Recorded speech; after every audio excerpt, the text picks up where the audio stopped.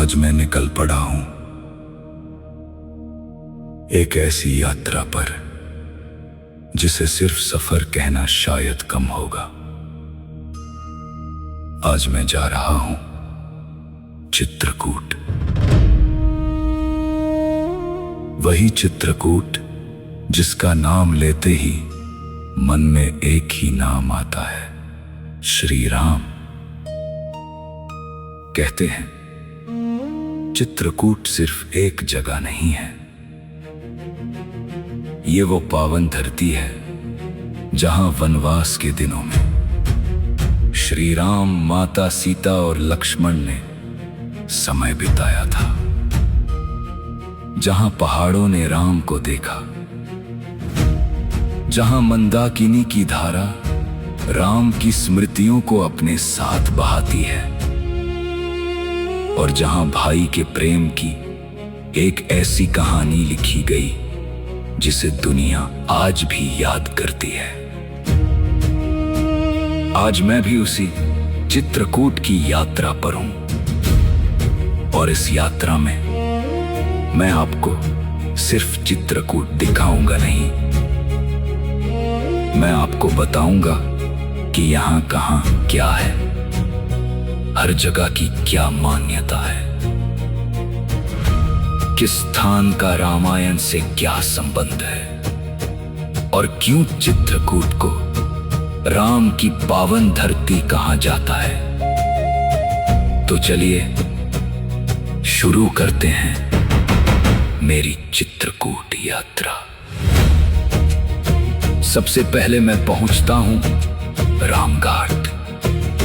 सामने बह रही है मंदाकिनी नदी, किनारे मंदिरों की घंटियां, जलते हुए दीपक, संतों की आवाजें, और चारों तरफ गूंजता हुआ जय श्री राम। रामघाट चित्रकूट के सबसे प्रसिद्ध और पावन स्थानों में से एक है। मान्यता है कि श्री राम, माता सीता और लक्ष्मण के चित्रकूट प्रवास की स्मृतियां इस स्थान से जुड़ी हुई हैं। आज भी जब शाम के समय मंदाकिनी के किनारे आरती होती है तो पूरा वातावरण भक्ति से भर जाता है। दियों की रोशनी जब मंदाकिनी के पानी में उतरती है, घंटियों की आवाज जब चारों तरफ गूंजती है,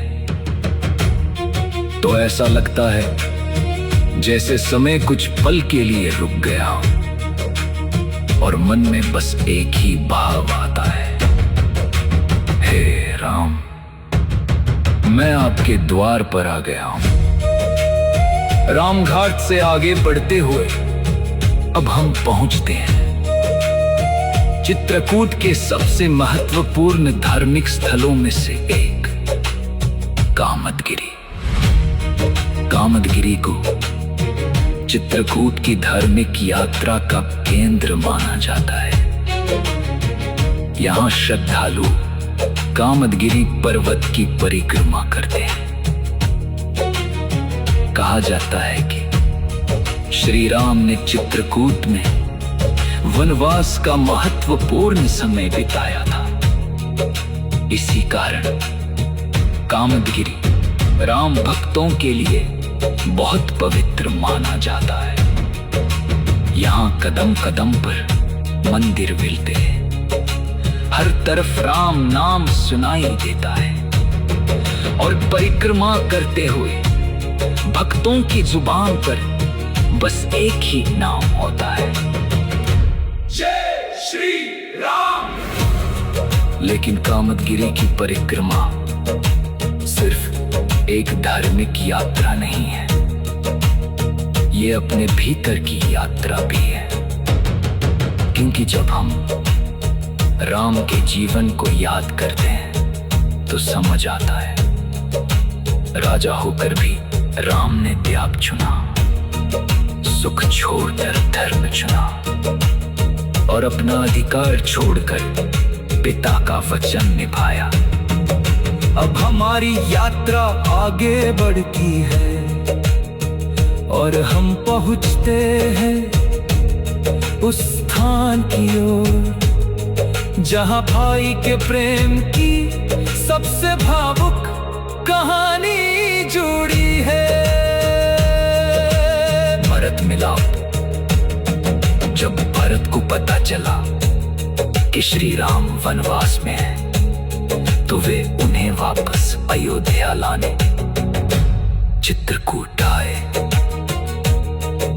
भरत के मन में न राज्य की इच्छा थी न सिंहासन की, उन्हें सिर्फ अपने बड़े भाई राम चाहिए थे।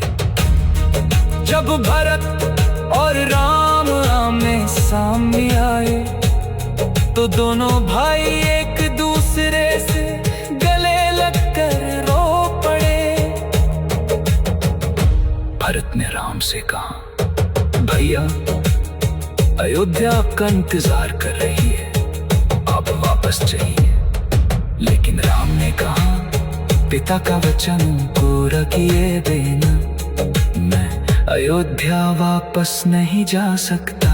राम के लिए पिता का वचन सबसे बड़ा धर्म था।